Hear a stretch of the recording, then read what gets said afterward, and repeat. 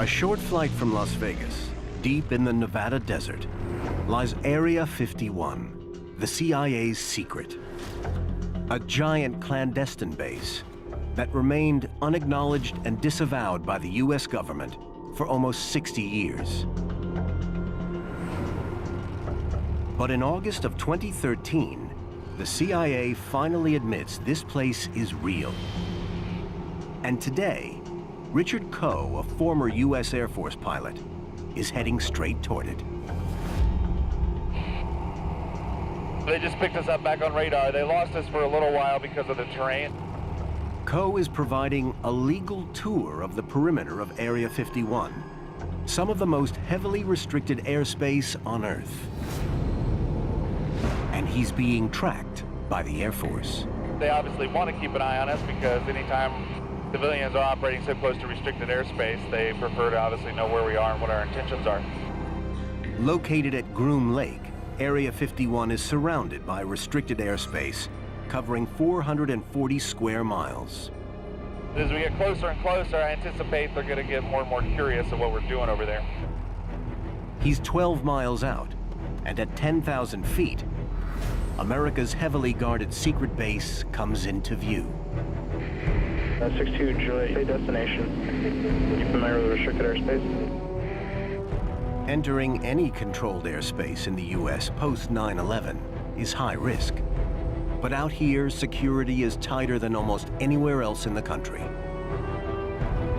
The box that surrounds America's top secret base is designated 4808 North.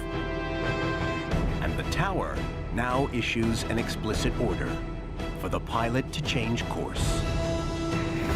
Skyline 6 Kilo Juliet, turn north immediately, sir, for restricted airspace.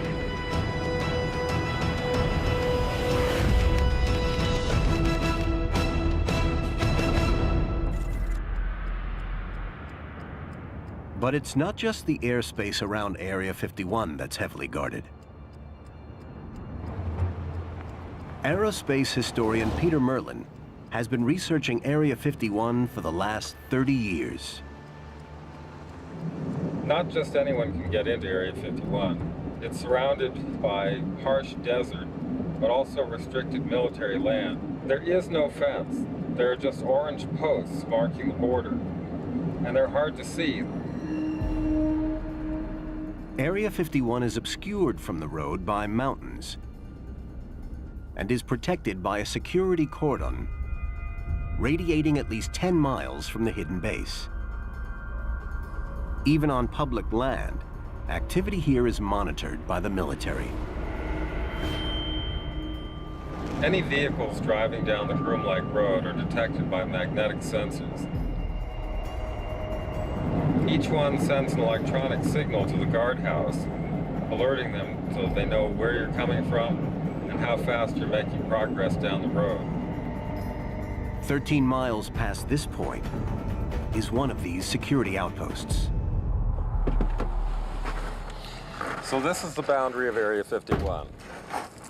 We've got security guards watching us from the hilltop. Warning signs telling us not to go any further. There are orange posts that mark the boundary itself. No fences, no gates, and cameras watching us from the hilltops. We don't want to cross this line. If we do, we'll be arrested. But according to one former Area 51 security guard, trespassers in the past faced a worse outcome. If they demonstrate they were going to try to penetrate, you know, they gave me the all clear to waste them. But what's going on here in the Nevada desert? Why is the US government trying so hard to keep people out? Finally, the truth has emerged in declassified documents just published in August 2013. According to a report released by the CIA, Area 51 was created in 1955 for a single purpose: to test a top-secret aircraft project codenamed Aquatone.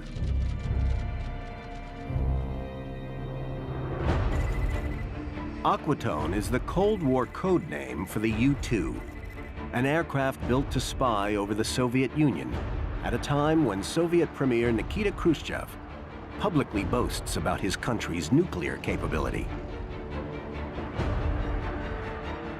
They were bragging about their missiles, they were bragging about their bombers, they were bragging about this and that.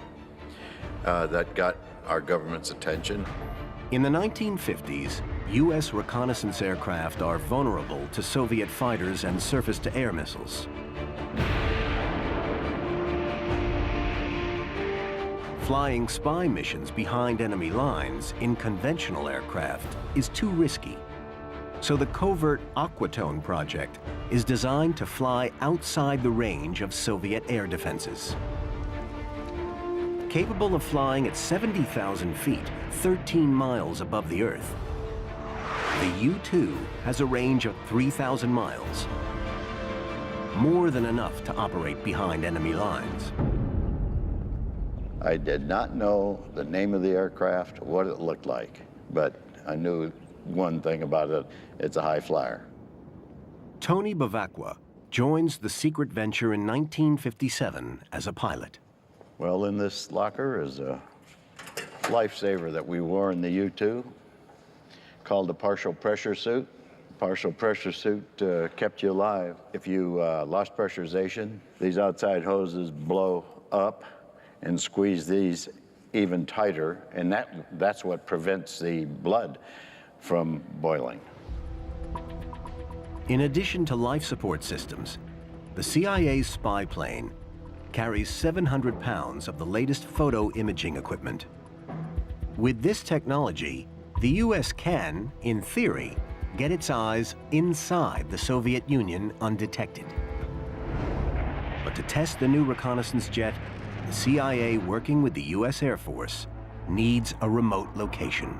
Groom Lake was selected because it was in a very sparsely populated area of Nevada. It looks very much like what you see behind us. It's a flat, featureless plain of hard-packed clay. It can support the weight of any aircraft, so it's a perfect natural landing field. In 1955, construction of America's secret base begins. The airfield that emerged from the primordial lake bed began with a 5,000-foot-long runway. Then they needed hangars, so 3 hangars were built, along with a few warehouses, administration buildings, a chow hall, and rudimentary accommodations for the workers, consisting of essentially a trailer park.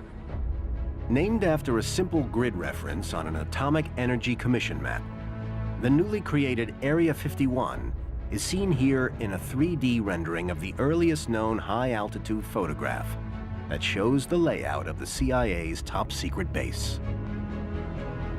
The place where Tony Bevacqua arrives to work on the U-2.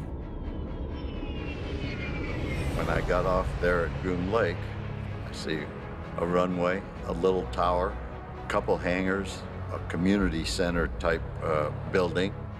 We slept in trailers, and there were 2 or 3 of us in each one. No TV, no radio. It was pretty sparse. Given the secrecy of the CIA project, all of the people selected to work at Area 51 are subject to intense scrutiny. Security there was absolutely very tight, very tight. Being informed on what you can talk about or not talk about starts right at the very beginning. It's just that way. You don't talk about anything that's classified. To ensure secrecy and to protect the real purpose of the U-2 spy plane, the CIA creates a cover story.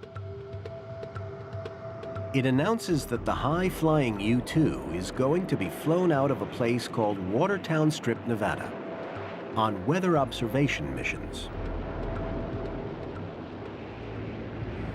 But in the late 1950s, CIA documents confirm that U-2 operations at Area 51 are disrupted by another top-secret government program. On the edge of the Nevada testing range, the home of America's nuclear program, Area 51 lies downwind of radioactive fallout. One of the things that started bothering me about working up there is that it's directly northeast of weapons test. The prevailing winds in Las Vegas are from the southwest, and when they were doing above-ground testing, all this radioactive dust would fly into the air, and of course there was plenty to worry about due to fallout. For more than 2 years, as America tests nuclear warheads, just 30 miles to the southwest, the CIA's secret airstrip in Nevada remains largely unoccupied, too dangerous due to nuclear fallout. But despite the interruptions at the base, the CIA starts a new project, one that will define the future of Area 51. Today, America's stealth aircraft have a reputation for near invisibility to enemy radar. But back in the late 50s, the only way to achieve stealth is flying at extreme altitude. King of these birds is the CIA's U-2. But on May 1st, 1960, America's top-secret spying mission over the Soviet Union is blown when a USSR surface-to-air missile downs a high-flying U-2, piloted by Francis Gary Powers. We now know that the CIA predicted this might happen. The CIA knew that Soviet surface-to-air missile technology was going to catch up to the point where it could shoot down a high flyer like the U-2. It was no longer enough to have an airplane that could just fly several times the height of a normal airplane. A CIA stealth program, codenamed Project Rainbow, is green-lit to camouflage the U-2. In an effort to make the U-2 less vulnerable to Soviet radar, the test team at Area 51 applied a layer of radar-absorbent material to the fuselage of the U-2 prototype. It consisted of a conductive grid pattern on a flexible sheet, which was attached to a layer of honeycomb glued to the surface of the aircraft's skin. The grid pattern earned the material the nickname wallpaper. But adding wallpaper adds weight to the aircraft and reduces its ability to fly high, making it more vulnerable to Soviet defenses. Because the wallpaper was not a huge success, the CIA began looking into the idea of a successor to the U-2, an airplane that would be able to fly higher and faster and be less visible to radar. Unlike the U-2, the CIA's next aircraft project, codenamed Oxcart, has stealthy capabilities engineered into it from day one.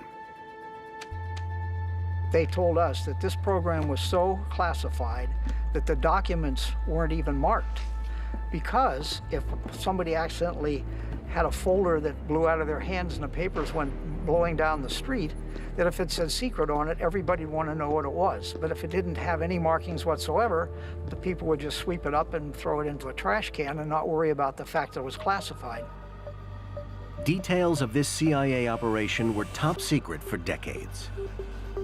But now, with the recent release of CIA documents, it's okay for men who worked on the so-called Oxcart program to reveal some of their experiences at Area 51.